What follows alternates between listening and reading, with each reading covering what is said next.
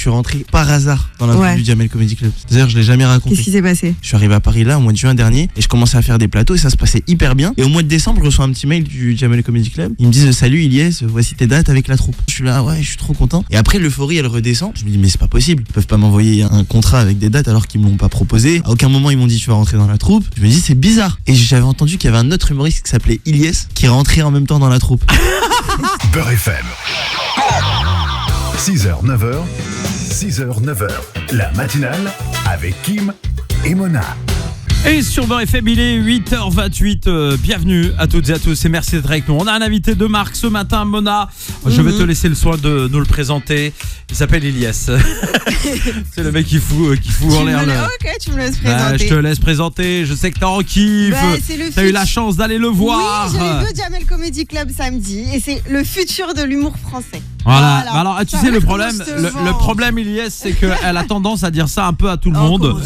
Chaque fois qu'elle reçoit des invités. Ilyes, il est extrêmement talentueux. Merci beaucoup, extrêmement talentueux. Voilà, il a raison, madame, parce qu'il te connaît pas, il a pas envie de sympathiser avec toi. Non, mais elle est gentille. Merci. Non, il me connaît. Ilyes Jadel, peux-tu nous un peu te présenter alors on en parle hors antenne, mais toi t'es un nordiste. Je suis un nordiste, ouais. À la base, je viens du Nord, je viens de Roubaix. Dans le nord de la c'est pas évident déjà pour commencer une carrière. C'est pas très évident. Bon, vous avez Gradure chez vous, je crois, c'est ça? Gradure, on a ZKR maintenant. Ouais, il y a du lourd quand même, hein. Il y a des rappeurs qui tiennent la route, hein. Ah ouais. Et ils ont Ilyes. Et maintenant, ouais. Ils ont Ilyes. Merci. Et Mona, arrête. Hein. T'es trop gentil avec moi. Une vraie reconnaissance déjà dans ta ville, dans le Nord, on va dire. Ça commence parce que je pense qu'il faut sont d'abord fiers. être validé par là d'où tu viens avant d'aller s'exporter un peu ailleurs. Et c'est ce que j'ai fait avant de venir à Paris. Moi, j'ai beaucoup travaillé dans le Nord. Et là, ils voient un peu tout ce que je fais. Ils voient que je fais Jamel Comedy Club. Ils voient que je vais faire le Marrakech du et tout. Donc, t'as commencé sur Snap en plus, toi. Ouais. J'ai commencé la scène. Sur Snap. J'ai commencé par la scène, mais pour remplir mes salles, je faisais des snaps. Ouais, tu faisais beaucoup de snaps et c'est ce qui a fait que t'es devenu un peu plus coté, non? Et que les gens ont commencé à savoir qui était Ilyes de Roubaix. Alors justement, d'origine oranaise. C'est ça, on en parlait hors antenne, hein, évidemment. J'ai découvert, comme vous, en tout cas les auditeurs de la radio, pour certains, vous êtes déjà probablement fidèles à ces vidéos. Vous l'avez peut-être déjà eu l'occasion de le voir sur scène. Moi, j'ai encore pas eu ce plaisir, mais ça viendra très vite, Inch'Allah. Et puis on le verra aussi au Marrakech du Rire, tu l'as dit. D'abord être dans l'équipe de Jamel, c'est un honneur, c'est j'imagine une fierté. C'est quelqu'un qui a évidemment marqué l'humour, la comédie aussi à la française. Moi qui a marqué mon enfance carrément. Moi j'ai grandi avec lui. Pour te dire, les premières fois que je l'ai vu, j'arrivais. C'est un peu ton grand-père dans l'humour, quoi. C'est un peu mon. Jamel, si tu nous écoutes ce matin, petit cadeau de ma part, évidemment. C'est un peu mon père. C'est un peu mon père, mais non, quand je l'ai vu, au début quand je jouais devant lui, j'étais incapable de jouer. J'étais incapable, j'arrivais pas. Pour te dire tellement l'effet qu'il me procure. Le stress, Ouais, moi je suis jamais stressé quand je monte sur scène. C'est le seul mec que quand il est dans la salle, c'est impossible, j'arrive pas à jouer. Et c'est le seul mec qui fait des conneries à la radio, regarde ce qu'il y a marqué là-bas. Ah bah tu vois. Voilà, t'as vu, c'est le seul qui a foutu en l'air notre logo Beurre FM avec. Il a écrit quoi? J'ai kiffé, vive les beurs. Oui, j'ai kiffé, vive les beurs. C'était une émission qu'on avait fait ensemble. Et voilà, il avait décidé de taguer notre mur, ce qu'il a fait, avec beaucoup de gloire. Ouais, bah aujourd'hui j'ai la chance de travailler avec lui, je suis hyper content. En plus, la rencontre, elle s'est fait vraiment de façon très très incroyable. J'ai vu une petite vidéo de vous en coulisses comme ça, certainement Jamel Comedy Club, hein, je pense peut-être. Il t'aime beaucoup. On a l'impression que, en tout cas, c'est un peu le grand frère, quoi. Bah ouais, je suis un peu le petit bébé du Jamel Comedy Club. Moi, j'ai 23 ans, je viens d'arriver, donc je suis le petit nouveau. Donc ouais, je pense qu'il y a un rôle un peu de grand frère. Il est un peu content aussi de voir des jeunes, de travailler comme ça et réussir. Il est fier, je pense. Il est content. Il est exigeant envers vous de manière générale et envers toi particulièrement. Bah exigeant oui et non. Enfin tu vois, à partir du moment où t'es dans la troupe, généralement il est exigeant avec les gens de la troupe. Parce que la troupe c'est un peu, on va dire, je vais te donner l'exemple, comme si pour un footballeur. C'est comme si on rentrait dans l'équipe de France, tu vois. Sur tous les humoristes de toute la France, ils vont prendre 15 personnes et pour eux c'est les meilleurs. Donc ouais, ils sont exigeants parce qu'il faut la qualité. Mais en vrai non, de toute façon c'est que du kiff, c'est un métier où on kiffe, on se fait plaisir, on se fait rire entre nous et généralement ça fait rire les gens, on prend du plaisir et du coup voilà. Ah, j'avais pas vu que tu m'avais fait un signe, genre parle. Non, moi j'ai plein de questions à lui poser, mais je te laisse un peu. Mais, oui, du coup, moi je voulais revenir sur le Marrakech du rire. Parce que quand tu fais le Jamel, c'est pas dit forcément que tu pars au Marrakech. Non. Comment ça s'est passé? Comment il t'a proposé d'aller au Marrakech du rire? Mais déjà, moi, ce qui s'est passé, c'est que je suis rentré par hasard dans la troupe du Jamel Comedy Club. Ça, c'est une histoire. D'ailleurs, je l'ai jamais raconté. Qu'est-ce qui s'est passé? En fait, moi, à la base, j'avais déjà joué au Jamel Comedy Club parce qu'ils font des scènes ouvertes un peu le mardi. Pour les jeunes humoristes. Tu vois, t'envoies une vidéo, et voilà. Donc, ils ont ton nom enregistré et tout. Et moi, je suis arrivé à Paris au mois de juin. Avant, j'étais encore dans le Nord. Je suis arrivé à Paris là, au mois de juin dernier, et je commençais à faire des plateaux, et ça se passait hyper bien. Et au mois de décembre, je reçois un petit mail du Jamel Comedy Club. Ils me disent: salut Ilyes, voici tes dates avec la troupe. Moi, je suis comme un ouf. Je te dis, c'est l'équipe de France pour nous. Donc, je suis trop content. Je suis là, ouais, je suis trop content. Et après, l'euphorie, elle redescend. Je me dis, mais c'est pas possible. Ils peuvent pas m'envoyer un contrat avec des dates alors qu'ils me l'ont pas proposé. À aucun moment ils m'ont dit tu vas rentrer dans la troupe. Je me dis c'est bizarre, tu vois. Ils me proposent 3 dates, le 4, 18, 23 décembre. Et j'avais entendu qu'il y avait un autre humoriste qui s'appelait Ilyes qui rentrait en même temps dans la troupe.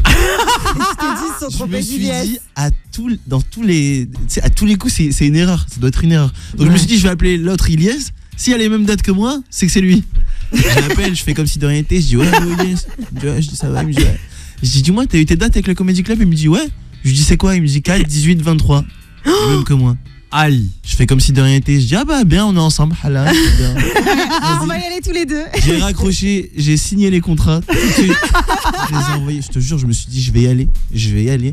Je vais faire un bon passage. Et ils vont me prendre dans la troupe. Mais c'est dû à ta vidéo ou ils sont venus te voir jouer dans Paris? Ils envoient des gens Non, tu vois, ils voient je me suis dit qu'ils m'avaient vu dans les plateaux à la base. Et je me suis dit, et en fait c'était ça, c'était pas pour moi. Le cadre, j'ai été comme si de rien n'était. Carrément une erreur. Le cadre, j'ai été comme si de rien n'était. T'as réussi à t'incruster, ouais. Je suis arrivé, le mec il m'a dit t'es venu regarder? Je dis bah non, je joue. Il m'a dit bah non. Je dis bah si, j'ai reçu les contrats. Il m'a dit mais non, ils se sont trompés avec Ilyes Mela. Moi j'ai fait la ragoune, j'ai dit mais non. J'ai dit mais non. Je dis mais vas-y, je suis venu de loin. T'as vu le Mektob? J'ai dit je suis venu de loin et tout, fais-moi jouer. Il m'a mis, je me rappellerai toute ma vie sur la liste, il m'a mis 3e.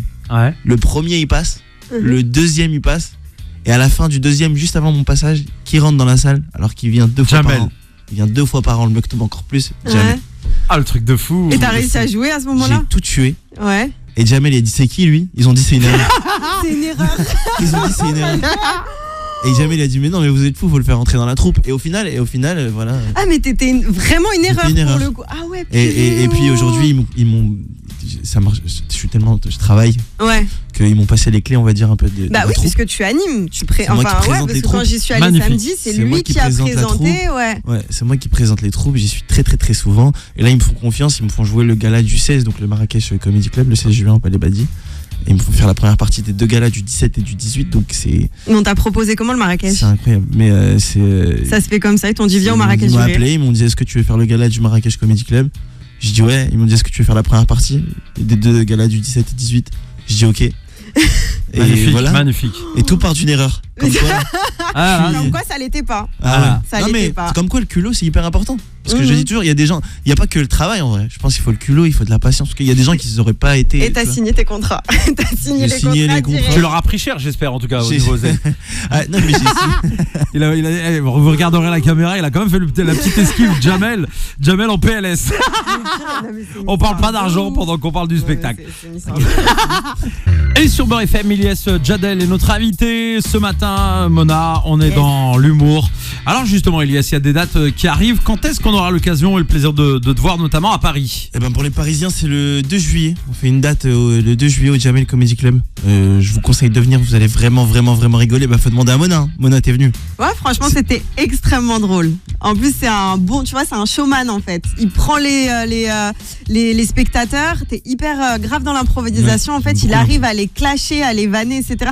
Faut vraiment pas le prendre mal. Si vous êtes susceptible, allez pas au Jamel. Faut surtout asseyez-vous au premier rang, c'est très important. C'est la meilleure place. C'est la meilleure place. Voilà. Mais tu sais ce qu'il a fait quand j'y suis allée samedi? Il a fait un bisou sur le front d'un mec, d'un monsieur comme ça. C'est rien, c'est mignon. J'aimais bien son crâne. J'aime bien ton crâne. Bah tu me feras un bisou devant la caméra, voilà. Un peu à la Barthez. C'était Barthez non? Ouais, ils ont embrassé la tête. Non, ouais c'est ça Barthez, ouais. Il touche les cheveux des auditeurs. Non, en mode roule, c'est la famille lui. Il aime les crânes. Ah bah écoute frérot, chacun son délire. Mais ça me fait plaisir d'être avec toi. Bah moi aussi. Quand j'étais petit, j'allais au bled, on écoutait tes CD. Combien de CD des dans fois, une pochette. Des albums à 8 CD. C'était des dépliants. C'est vrai que j'ai été le premier à lancer les concepts 5 CD, etc. 8 CD, t'as abusé, mais 5, j'y suis déjà arrivé. 5 CD, c'est pas mal. C'est déjà pas mal, ouais. C'était les 100 titres, tu sais, les 100 titres rails. Mon père, il mettait ça, il voulait pas nous lâcher. J'étais haï pendant un petit moment. On salue le papa, on salue toute la famille évidemment et tous les gens qui nous écoutent à Roubaix, à Valenciennes, 97.4 FM évidemment, dans le Nord, vous êtes avec nous. Alors donc cette date, comment on peut te retrouver sur les réseaux sociaux? Est-ce que tu es présent sur Snap, sur Insta, sur Facebook? Je te pose volontairement la question pour indiquer justement ces réseaux aux auditeurs. Je suis très présent sur Instagram, enfin très présent, je mets beaucoup d'actualités, donc je suis Ilyes Djadel, voilà, vous mettez sur Instagram. Et après, je fais des petits snaps. Mais de toute façon, il y a tout sur mon Instagram. Bon, tout est sur l'Insta. Est-ce que tu as eu l'occasion de te produire en Algérie ou pas encore? Pas encore. J'aurais aimé aller. Il y avait un festival une fois à Algérie. Oui.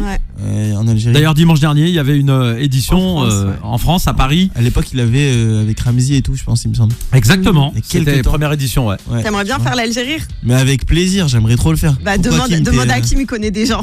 Dès qu'il y a un truc avec l'Algérie, il faut demander à Hakim parce qu'il connaît. En tout cas, c'est vrai qu'il y aura un gros événement dans quelques mois. Je peux pas en parler là maintenant, mais déjà, ils seront de retour le 26 juin, si je dis pas de bêtises. 26 juin, et il y aura évidemment un événement en Algérie qui se prépare, qui est énorme. À la rentrée, on m'a dit.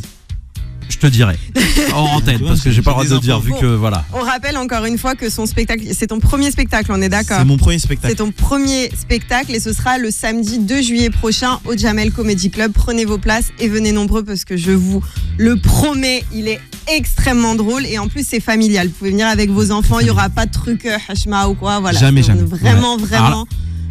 Franchement, on est vraiment dans une ambiance où tu rigoles, tu chill, t'es en détente et voilà, encore une fois, c'est très familial. Ça l'aime bien mettre des mots t'as Dorka, tu vois ce que je veux dire. Mais c'est la vérité. T'as capté ce que je veux dire pour dire je suis dans l'air du temps. Parce que je lui ai dit. C'est chill.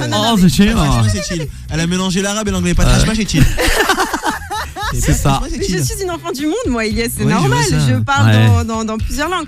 Mais voilà, non, parce qu'avant que tu viennes, que ce soit clair, je lui ai dit, je vais ramener un humoriste qui s'appelle Ilyes. Il me fait attention, tu me ramènes un mec qui dit des trucs bizarres dans son spectacle. Non, je connaissais pas. Non, Ilyes, moi, je suis pas un menteur. Moi, je connaissais pas. J'ai pas eu l'occasion de voir. Et donc, je lui dis tout le temps. Quand il y a un invité qui vient, je veux savoir de quoi il leur tourne, tu vois. Et si jamais, après, on va recevoir tout le monde, mais au moins je sais que je dis aux auditeurs honnêtement les choses. Voilà. Je pars toujours du principe où parce que Mona, nos limites, frère. Mona, nos limites dans les chroniques. Non, mais lui, il trouve ça choquant. Ah ouais. Tu l'as vu le spectacle de Nordine? Nordine, j'ai vu le spectacle. Voilà, le spectacle de Nordine, il m'a dit il y a des moments quand même. Bon, c'est pas familial, il y a des gens. Voilà, je suis obligé de le dire à l'antenne. Je vais pas mentir aux auditeurs de Beurre FM, moi. Non, mais moi, je pars du principe où il peut toujours avoir ma mère dans la salle. Voilà. Tu vois, ma mère, mon père, je serais mal à l'aise de dire même un gros mot. Je veux que quand il me regarde à la télé, si un jour il regarde. Ça passe quoi. Ouais, voilà. Inch'Allah, ils vont regarder, bien sûr, ils regardent. Mais ouais. Ils sont fiers? Peut-être, mais ils le disent pas. Ils vont pas le dire. Ouais.